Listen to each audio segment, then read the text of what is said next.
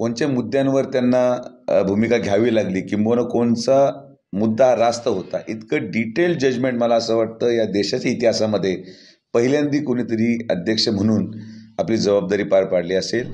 आजचा हा निकाल हा सत्याचा विजय आहे, जनमताचा विजय आहे आणि राजकीय रचनेमध्ये बहुमताला किती महत्त्व आहे हे याच्यातून सिद्ध होतं। आता तरी हे जे काही एवढ्या 1.5 वर्षामध्ये आरोप प्रत्यारोपाची जी काही मालिका होती ती कुठंतरी थांबेल आणि विकास हा निरंतर चालूच आहे, भविष्यामध्येही चालू राहणार।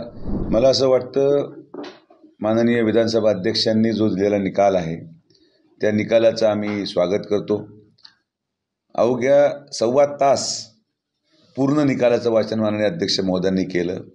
सुनावणी दरम्यान असलेले त्याच्यातले जे काही बारकावे असतील, कोणत्या मुद्द्यांवर त्यांना भूमिका घ्यावी लागली किंबहुना कोणचा मुद्दा रास्त होता, इतकं डिटेल जजमेंट मला असं वाटतं या देशाच्या इतिहासामध्ये पहिल्यांदा कोणीतरी अध्यक्ष म्हणून आपली जबाबदारी पार पाडली असेल।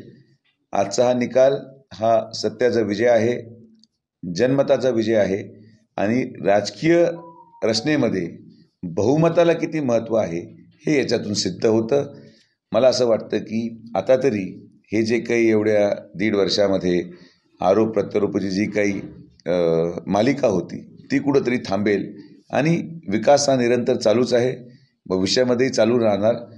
पण देशाच्या आणि महाराष्ट्राच्या जनतेने जे त्यांच्या मनातलं सरकार होतं ते आज पुन्हा एकदा सिद्ध झालं आणि मी अध्यक्ष महोदयांचे देखील मनापासून आभार व्यक्त करेल की योग्य दिशेने अतिशय अभ्यासू मांडणी त्यांनी त्यांच्या पूर्ण सभा तासामध्ये केली। माननीय शिंदे साहेबांना देखील शुभेच्छा।